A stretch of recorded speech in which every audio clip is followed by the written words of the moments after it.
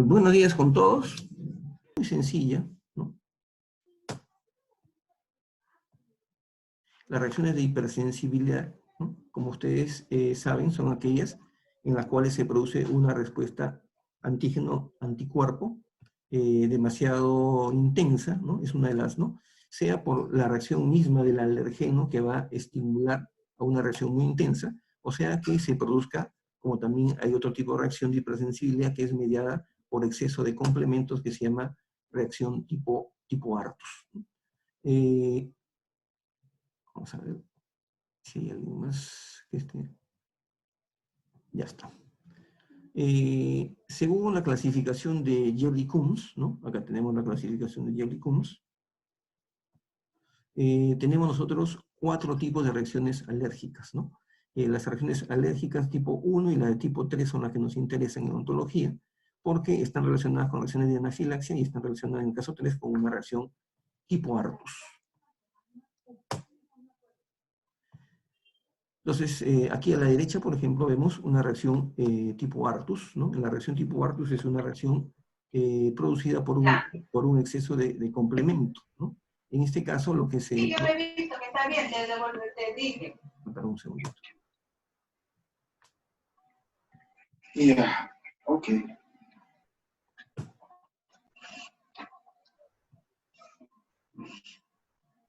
Ya. No me ha llegado. Clelia, guión bajo. Por favor, si pudiera alejarse del micrófono, ya está, gracias. Entonces, la reacción tipo Artus, como se ve acá, se caracteriza por una necrosis local, ¿no? Se produce la muerte del tejido y el único tratamiento que se debe hacer es lavar, ¿no? Con solución fisiológica y nada más, porque el medicamento, la naturaleza, el organismo lo que va a hacer es curar espontáneamente estas necrosis que pueden ser tan pequeñas como se ve a la derecha, una lesión puntiforme en el sitio exacto donde se produjo la inoculación, la inyección anestésica, puede ser mediana como en este caso, o puede ser tan grande como extenderse a toda la maxila, a toda la mandíbula, ¿no? Puede ser inmensamente grande. Se produce solamente en la mucosa, es decir, en la zona de contacto directo con la solución, ¿no? Tenemos otro caso también de necrosis, ¿no? Producida por una reacción tipo Artus, ¿no? La característica es que hemos aplicado anestesia e inmediatamente se ha producido. Ahí está, aquí apareció la sala. Y la reacción tipo Artus, entonces es una reacción local, no merita ningún tipo de tratamiento. Diferente a las reacciones de hipersensibilidad mediadas por antígeno anticuerpo, ¿no? Las que pueden producir incluso una patología llamada shock anafiláctico. En este caso, por ejemplo, las reacciones de hipersensibilidad producidas por un exceso de reacción antígeno-anticuerpo, de acuerdo a la intensidad, a la velocidad en que se produzca, pueden denominarse respuesta inmediata, mediata o tardía, ¿no? La tardía es aquella llamada urticaria, donde aparece un rasgo cutáneo, el paciente comienza a presentar escozor, ¿no? Y un escozor tan intenso que produce ardor, que se acompaña, perdón, de ardor, que se conoce con el nombre de prurito, ¿no?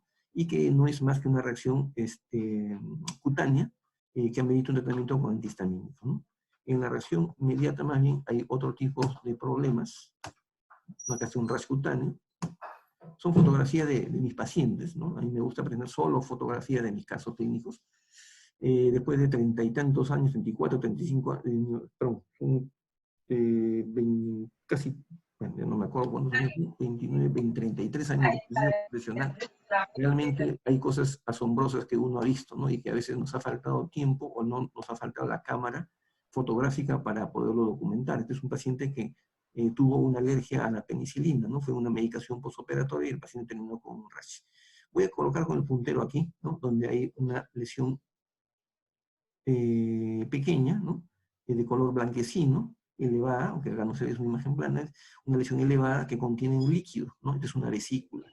Cuando el contenido líquido es más grande se le llama ampolla, ¿no? Pero la ampolla o la vesícula son colecciones de líquido tisular por diferentes reacciones alérgicas, enfermedades autoinmunes, etcétera, ¿no? O infecciones virales locales. En este caso, la vesícula, después de algunos minutos, perdón, la vesícula se acompaña de un endurecimiento de la base que se conoce con el nombre de pápula. Entonces las lesiones papulares y vesiculares, que son múltiples y se pueden diseminar a una parte del cuerpo, toda la parte del cuerpo en general, se le conoce con el nombre de, se le conoce con el nombre de urticaria, ¿no?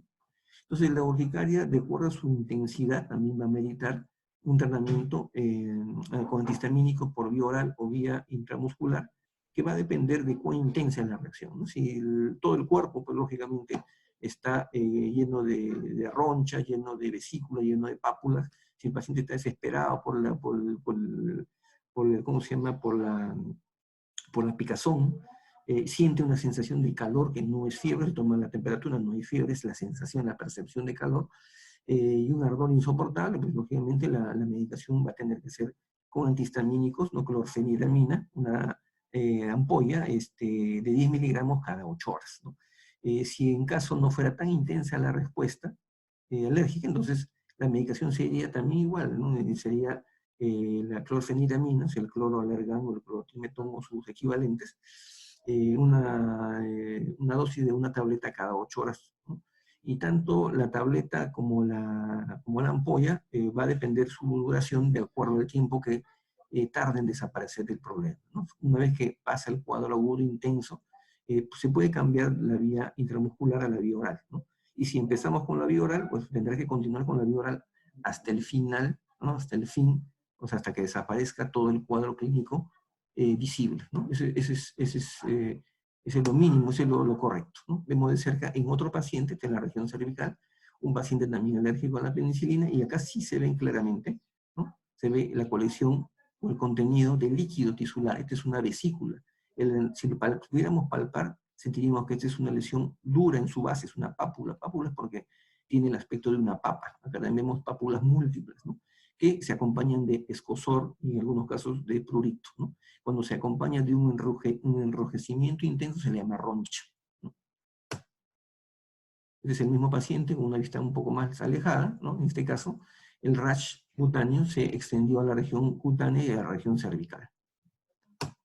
En este otro caso, ¿no? Vemos, aunque está un poco brilloso el rostro, es una paciente de más de 40 años, ¿no? Y que de pronto presenta este tipo de lesiones papulares, vesiculares a lo largo de la cara y a lo largo del cuello, ¿no? A esta paciente se le hizo una cirugía de injerto, me acuerdo, hacía muchos años, y vino no con un acné, ¿no? La gente riéndose dice, doctor, mire, tengo 40 y tantos años y otra vez me ha aparecido acné, ¿no? No es acné, es una urticaria, es una reacción alérgica, y tenemos que solucionarlo eso con un tratamiento de antihistamínicos de manera urgente, ¿no? Vemos una vista frontal del rostro de la paciente. La urticaria se extendió en toda la región facial. Este es otro paciente a quien presentó una alergia a los AINES, y vemos que él tuvo este problema, esta urticaria a nivel de todos los brazos, ¿no? La picazón, según me refiero, era insoportable, y ya después de la medicación, en este caso solamente por vía oral, fue suficiente para revertir el cuadro, ¿no? Lo que nos interesa es la forma de manejar. Este es otro de mis pacientes. También un rash cutáneo a nivel de los brazos, ¿no? Una foto muy interesante, se ven las pápulas con ronchas y algunas vesículas diseminadas a lo largo del brazo, ¿no? Del brazo del paciente. Entonces, como repito, como dije hace un minuto, estos no son fotografías de libros, son pacientes de la vida real, ¿no? Es una paciente que tuvo muchísima mala suerte, ¿no? Empezó, se le conoció, yo la conocí porque le habían hecho un intento de extracción de una tercera molar, se complicaron y quedó la raíz, ahí la conocí a la señora, se le produjo una infección, se solucionó una infección, se hizo la extracción, después se complicó con una alveolitis, con un hematoma, después de ahí se produjo una alveolitis seca, y finalmente se le produjo un rash, ¿no? Ahí se ve el enrojecimiento en la parte cervical, pues ya está en la etapa terminal del proceso alérgico. También el manejo fue solamente con clorfeniramina por vía oral, ¿no? Este es otro paciente, Kelly, no es ninguna de la doctora que estaba por ahí, la doctora Kelly, ¿no? Es una paciente que también después de hacer un tratamiento con postoperatorio, el paciente presentó alergia a la ampicilina, fue en ese entonces, ¿no? Ahí vemos la etapa final donde ya la roncha está en proceso de desaparición, ¿no? De borramiento. ¿No? Es una etapa tardía, ¿no? El paciente después de una semana viene y me dice, doctor, ¿y esto a qué se debe? Le explico que eso fue debido a una reacción alérgica, una urticaria, una reacción producida por una reacción, ¿se acuerdan lo que dijimos? Una reacción tipo 1, ¿no? Según la clasificación de Hell y Combs, ¿no? Una respuesta tardía, en este caso, ¿no? En otros casos, vemos un paciente que él sabía que era alérgico a la pasta dental y vino a la consulta y dijo, doctor, como un ingeniero, recuerdo, ¿no? Una bellísima persona, me dice, doctor, ¿cómo tenía que venir a hacerme un tratamiento, un control con usted? Pero no podía, pues, venir con la boca sucia, así es que me puse la pasta dental y sin darme cuenta me acordé que yo soy alérgico a la pasta dental. No digo la marca para que no vayan a pensar que estoy en contra de alguna de las marcas, ¿no? De dentífrico, de pasta dental. Pero como preguntó alguien por ahí en el chat, ¿no? Todo medicamento, toda sustancia que se use en el paciente, en la persona, es susceptible de producir una reacción alérgica. Y la pregunta es si la pasta dental es un medicamento. Claro que es un medicamento tópico, pero es un medicamento. Entonces a este paciente se le produjo otro tipo de problema.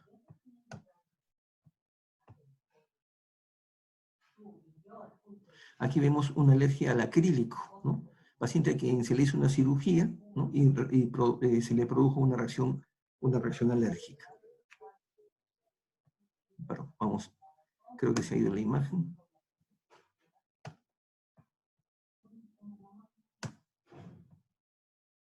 Acá estamos, acá está, se había ido, disculpen, se había ido la imagen. Estábamos en esta diapositiva.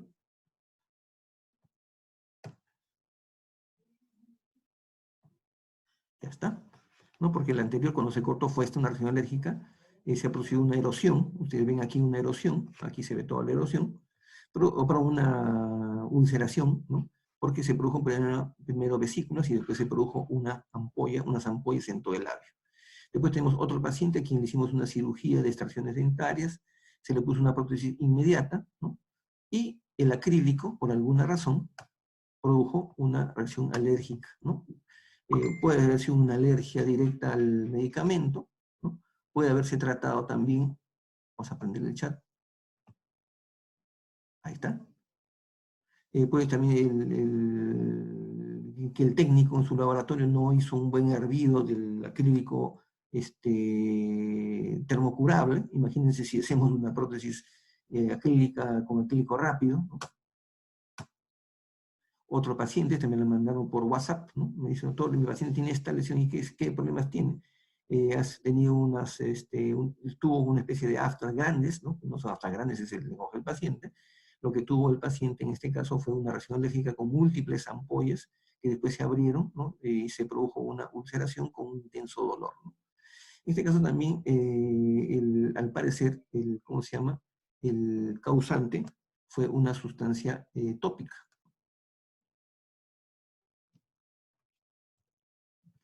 La paciente aducía que era alérgica a algunos tipos, algunas marcas de lápiz labial, ¿no? Entonces acá también hay otro tema, ¿no? Todo lo que en este caso es un cosmético, una alergia a un cosmético. Acá tenemos otro caso. Esta es la receta con la que vino el paciente, ¿no? Ahí dice alergia al colutorio, ¿no? El paciente recibió un tratamiento odontológico convencional, ¿no? Y dentro de una de las cosas la paciente refería, referir en un caso ya tenía algún tiempo, porque hay medicamentos como el lincomicina que ya no se vende, que él le había tomado ya anteriormente lincomicina y que no había tenido ningún problema, pero a partir del uso de esta receta, pues tuvo que tomarla, ¿no? Y después de hacer ciertas deducciones, ¿no? Llegamos a la conclusión que no podíamos determinar pues, cuál era el causante en realidad, ¿no? O el medicamento, porque hasta incluso el colutorio podría ser causante de esta reacción alérgica, ¿no? ¿Y por qué le echaríamos la culpa, o podemos echarle también la culpa al colutorio? Porque la reacción que ha tenido es localizada, ¿no? De todas maneras, hay casos en los cuales nunca vamos a llegar a saber efectivamente cuál ha sido el agente causante, ¿no? Pero se trata de una alergia. Tipo urticaria. En este caso, estamos viendo ya un cuadro alérgico más severo, ¿no? Esto se le llama edema angioneurótico, ¿no? Se le llamaba edema de Quink, ¿no? Porque el doctor Quink describió una forma de edema de este tipo, en la cual se producía la patología solo a nivel de la cara y el cuello, ¿no? Entonces, lo que sucedía es que al producirse solamente en la cara y el cuello, ¿ya? Como estamos pasando, disculpen, estoy pasando la imagen también por Facebook, ¿no? Como se produce un edema generalizado, este edema generalizado puede ocurrir a nivel de la glotis y producir la muerte por asfixia del paciente. Esto fue descrito por Quinn, ¿no? Pues se llama edema de Quinn, pero ahora se le llama simplemente edema angioneurótico. Aquí el tratamiento de urgencia es el uso de corticoides, ¿no? Para disminuir inmediatamente el edema a nivel de la glotis, ¿no? Para evitar justamente mayor daño a nivel de la glotis y producir una muerte por asfixia del paciente. Y el tratamiento por antihistamínicos es un tratamiento complementario. Finalmente, el mayor problema de una reacción alérgica tipo 1 pues, se llama, para nosotros en odontología, se llama shock anafiláctico, ¿no? ¿Y qué cosa es un shock? Un shock es, como se ve aquí, a nivel de la microcirculación sanguínea, donde una metarteriola lleva su contenido sanguíneo y lleva la oxigenación, el oxígeno a los tejidos, ¿no? Y una vez que estos tejidos, esta sangre se desoxigena, vuelve al sistema venular, al sistema venoso, donde se encuentran los 2/3, ojo, es una pregunta de examen, donde se encuentra la sangre del paciente, se encuentran 2/3 en el sistema venoso, se encuentra 1/3 en el sistema arterial, ¿no? Y cuando las arteriolas metarteriolas llevan su volumen sanguíneo, pues tiene que haber una regulación, porque si no hubiese una regulación, pues el volumen de sangre estaría en 50%, 50% en ambos lados, tanto arterial como venoso. Entonces, quienes producen esta regulación son los shunts, ¿no? O también llamadas, se me dio el nombre, bueno, los shunts capilares, ¿no? Que producen una regulación del flujo venoso y arterial. ¿Para qué? Para que se produzca, se mantenga este desequilibrio natural, o válvula, es una válvula, ¿no? Válvula, se produce este equilibrio. Entonces, el volumen sanguíneo está regulado, en el caso de la válvula o shunt precapilar y postcapilar, por el sistema neurovegetativo vago, ¿no? El sistema del vago, el sistema neurovegetativo es simpático, perdón, ¿no? Donde el nervio vago es uno de los mejores representantes, uno de sus representantes. La sustancia que permite la autorregulación del sistema simpático es la adrenalina. Entonces, una alteración en la concentración de adrenalina debido a un proceso alérgico trae como consecuencia un desequilibrio de la contracción del shunt precapilar y postcapilar. Presten atención, voy a adelantar la diapositiva, no es la misma. Aquí el shunt precapilar está abierto mínimamente y el postcapilar está más abierto. Y cuando ocurre un shock, ocurre por algunos segundos el efecto contrario, o sea, el shunt precapilar se abre y el shunt postcapilar se cierra. No es que se cierre, pero disminuye significativamente de luz, la luz de los vasos sanguíneos. Esto trae consigo que el volumen de sangre quede atrapado en cada uno de los millones de capilares, es decir, que atrapado en el sistema capilar, a nivel de la microcirculación capilar. El resultado es que produciéndose una retención irregular, ¿no? De sangre a nivel de los capilares, la sangre total deja de circular. Es decir, el paciente sigue teniendo sus 6 o 5 litros de sangre, pero al no circular existe menor volumen de sangre y se produce por ende, se produce por tanto una hipotensión en el paciente. Luego que se produce la hipotensión, una vez que se produce la hipotensión, acá está, disminución de volumen circulante, ese es el inicio del shock, se produce una hipotensión y el corazón tiene que tratar de bombear la sangre más rápido para compensar esa hipotensión. Por lo tanto, se produce una taquicardia. A nivel de la microcirculación sanguínea, se produce un fenómeno que vamos a verlo en la siguiente diapositiva, ¿no? Después volvemos a la anterior. ¿Qué pasa a nivel de la célula? El interior de la célula necesita sangre, no por la sangre, necesita sangre, lo que necesita es oxígeno, para producir la energía a nivel del ciclo de Krebs, ¿no? El ciclo de Krebs es un sistema, un microsistema en el cual el uso de 2 ATPs permite lograr finalmente 36 ATP que se va a utilizar como consumo de energía posteriormente en todas las funciones del organismo. Y la vía glicolítica, que es una vía alternativa en la cual con la inversión de 2 ATPs, ¿no? Se llegan a conseguir 4 ATPs, es decir, se llega a conseguir finalmente un saldo positivo de 2 ATPs, ¿no? ¿Cuál es el significado de este proceso? que cuando la célula recibe poco oxígeno, volvemos al anterior, ¿no? Cuando recibe poco oxígeno, ¿por qué? Porque la sangre se ha quedado acumulada acá a nivel de la microcirculación, la célula va a entrar en una situación que se llama acidosis, ¿no?, láctica.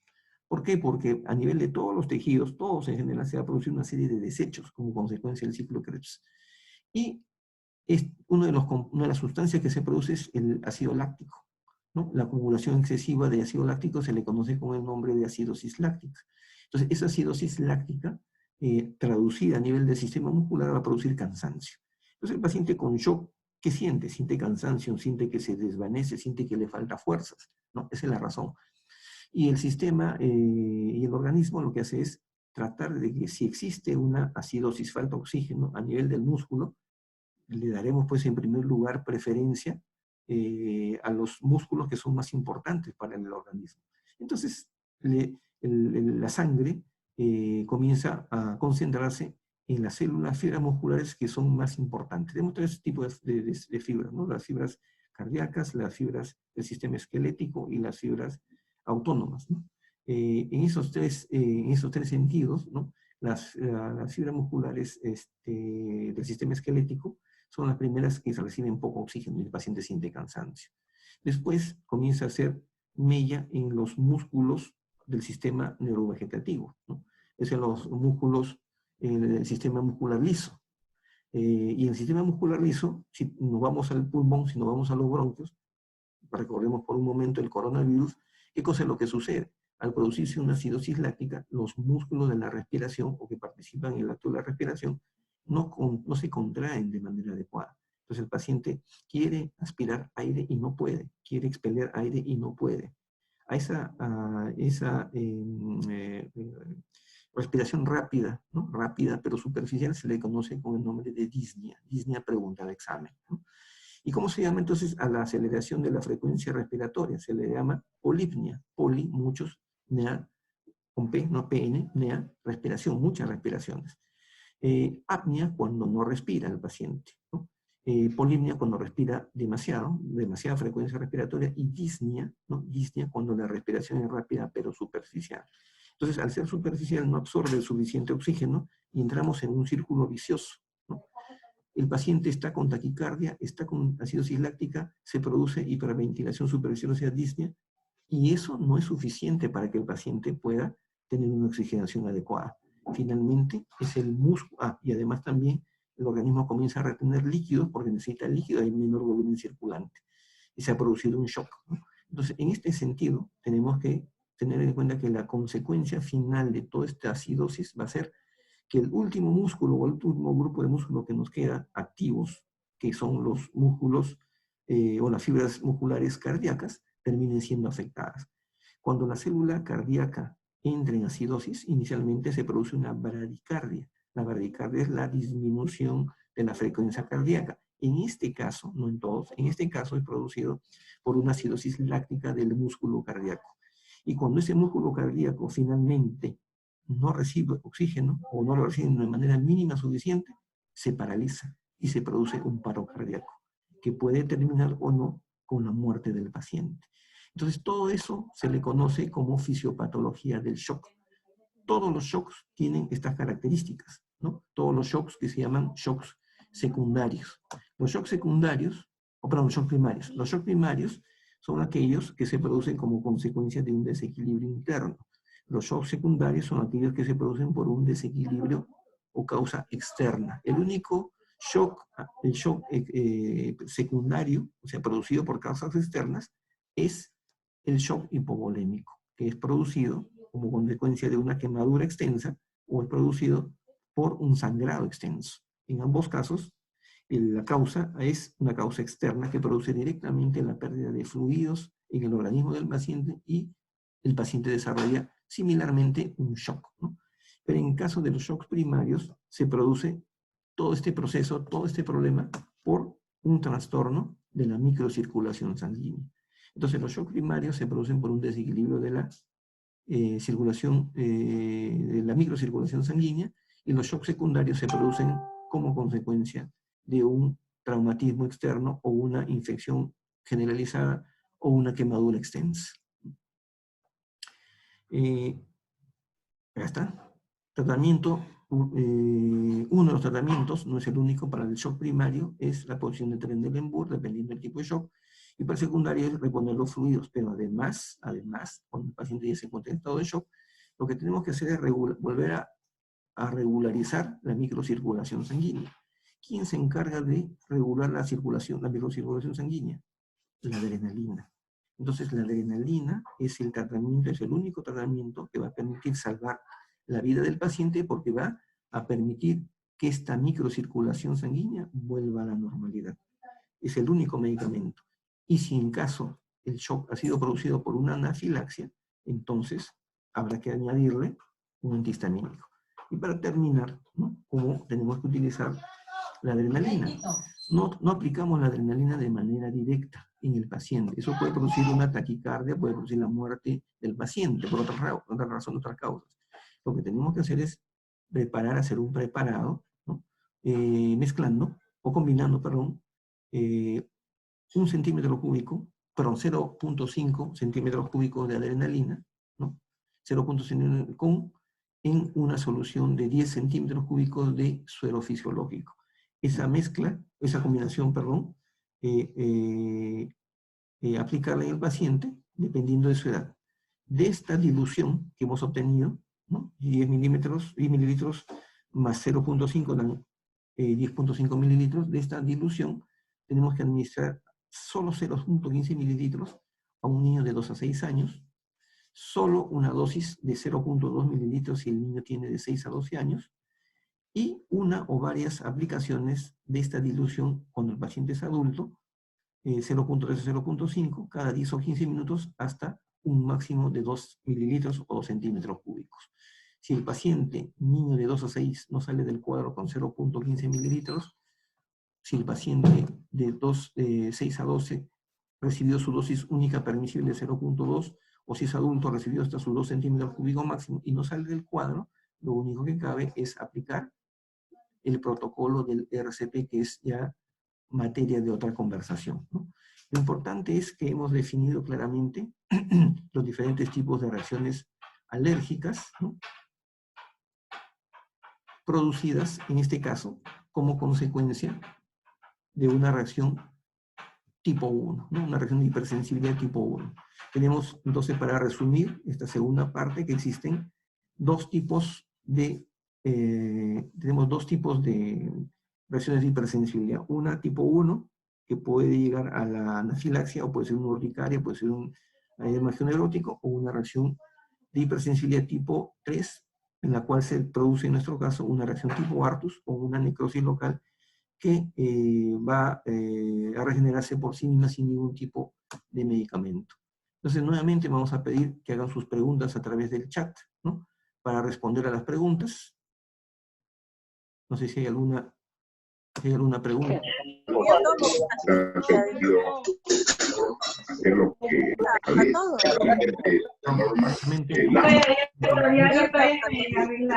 No sé si hay alguna pregunta. Buenas tardes, dice Galaxy 6. Para la próxima, más bien, le voy a pedir, por favor, que cuando ingresen coloquen su nombre para saber con quién tenemos el gusto de estar conversando, ¿no? De no haber ninguna pregunta, simplemente quería agradecerles. Acá está una pregunta: ¿cuáles son los antihistamínicos? Ha venido en modo retro las preguntas. Dice: ¿cuáles son los antihistamínicos más usados? Bueno, el más recomendable es la clorfeniramina, nuestro famoso y recordado clorofeniramina o cloroalergán, ¿no? Son los antihistamínicos más antiguos de primera generación, pero siguen siendo los más eficaces realmente para estos problemas, ¿no?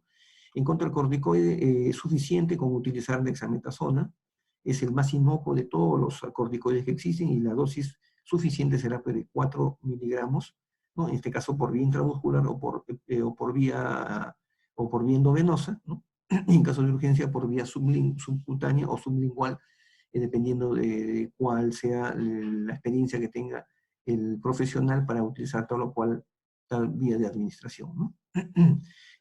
Doctor, una duda: ¿al colocar mucha solución en el paladar puedo causar necrosis? Claro. ¿Cuál es la diferencia? Muy excelente pregunta de Gabriela Galindo. Hola Gaby, ¿cómo estás? Dice, si yo he mostrado casos de relaciones tipo Artus, ¿no? ¿Cómo diferencio yo con una isquemia extrema producida por la anestesia? La diferencia es que la solución anestésica puesta en exceso, una isquemia, va a producir necrosis después de minutos o horas, ¿no? En cambio, la reacción tipo Artus es así, inmediata, ¿no? Es cosa de segundos, ¿no? Ni bien han terminado de aplicar la solución anestésica, se produce la necrosis. Esa es la diferencia.